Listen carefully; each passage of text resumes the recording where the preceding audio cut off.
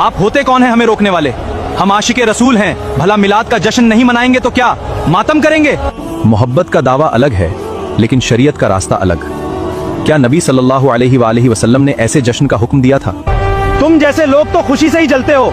तुम लोग गुमराह हो, वहाबी हो, इब्लीस की औलाद हो जो जश्न और खुशी से चिढ़ते हो। गालियां देने से आप हक पर नहीं हो जाते। गालियां छोड़कर कुरान और सुन्नत से एक भी दलील पेश करो। दलील चाहिए? कुरान में है कि अल्लाह की रहमत पर खुशी मनाओ और नबी करीम हमारे लिए सबसे बड़ी रहमत हैं, तो हम डीजे बजाएं या जुलूस निकालें, हमारी मर्जी, तुम्हें क्या? ये तो अधूरी बात है। कुरान में आगे ये भी फरमाया गया है कि जो रसूल की मुखालफत करे और सहाबा का रास्ता छोड़े उसका ठिकाना जहन्नम है।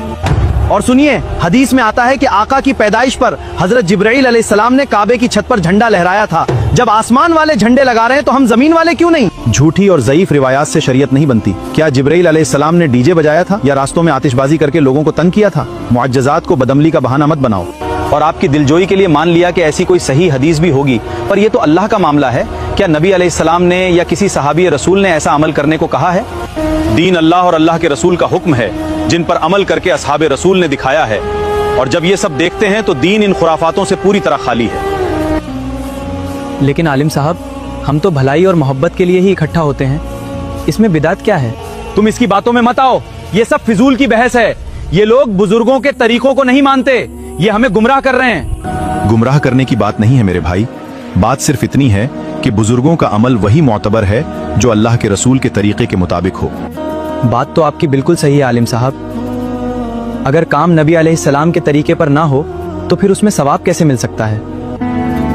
लेकिन हम तो सालों से यही देखते आ रहे हैं, अब अचानक ये सब कैसे गलत हो सकता है?